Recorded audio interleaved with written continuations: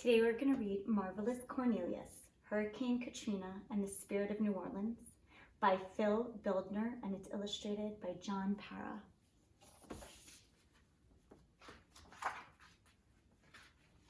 And it starts off with this quote. Even if it's called your lot to be a street sweeper, go out and sweep streets like Michelangelo painted pictures, sweep streets like Handel and Beethoven composed music, sweep streets like Shakespeare wrote poetry, sweep streets so well that all the hosts of heaven and earth will have to pause and say, here lived a great street sweeper who swept his job well. And Martin Luther King Jr. said that.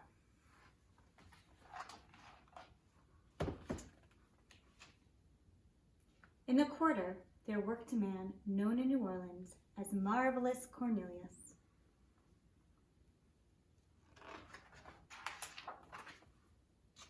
Morning, he saluted the silver-haired man with the Times-Picayune tucked under his arm. Greetings, he waved to the couple with the baby on the balcony. Ma'am, he nodded to the woman shaking rugs out at her front window. And when his truck rounded the turn, my young'uns, he called to the kids crowding the corner. Marvelous Cornelius, they cheered. Marvelous Cornelius. At each home, Cornelius sashayed to the curb and shimmied to the hopper. Unloading the garbage, not a single praline wrapper ever stayed on the streets. And those spotless streets, oh how they sparkled. Woo, woo, woo, woo, woo, woo, he called to his driver when it was time to stop. Rat-a-tat-tat, rat-a-tat-tat. He strummed the side when it was time to move. Hooty-hoo, hooty-hoo, his favorite call of all. Showtime!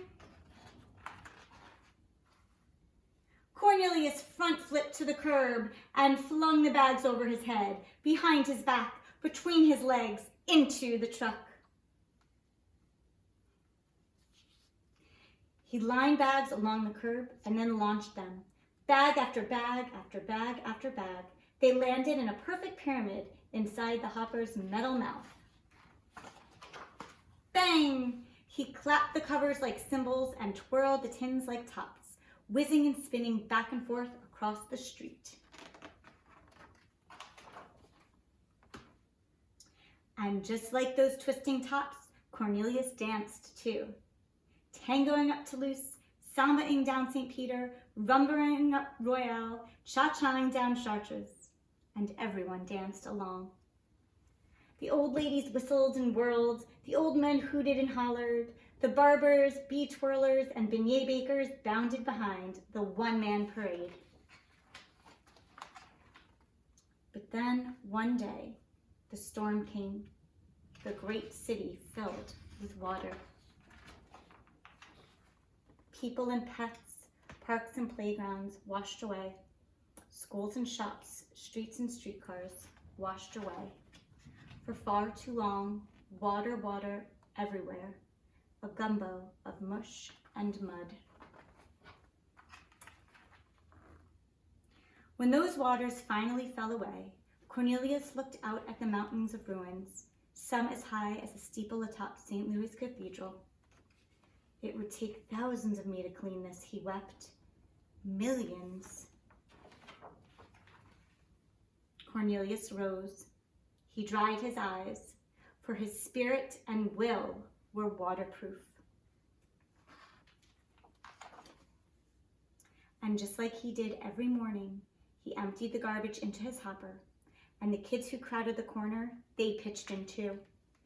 So did the silver-haired man, the couple from the balcony, the women with the rugs, the old ladies and old men, the barbers, bee twirlers, and beignet bakers.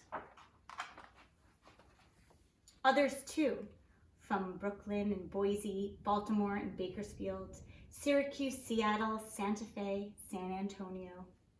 They streamed to the Crescent City, thousands, millions, a flood of humanity. Hooty-hoo, Marvelous Cornelius cheered.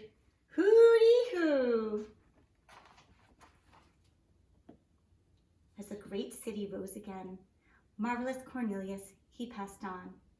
But as for his spirit, that's part of New Orleans forever after.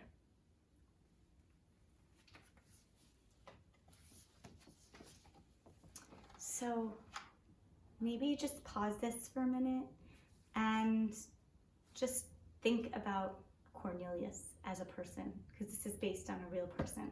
There really was a Cornelius. And think about what he did to make his world a better place. So you can pause it here.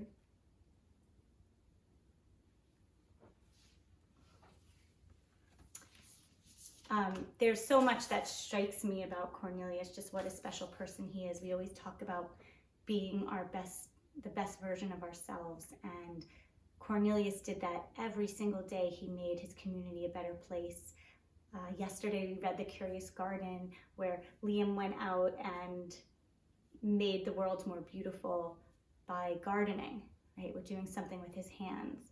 And here Cornelius really made the world a better place with how he acted, with his spirit, with saying hello to everybody, with smiling and being friendly. So it's really amazing to think about. And in such a difficult time, right after Hurricane Katrina, instead of just giving up, he just had hope and got back up again and had a beautiful, wonderful attitude, which is something we all really can remember right now during these times.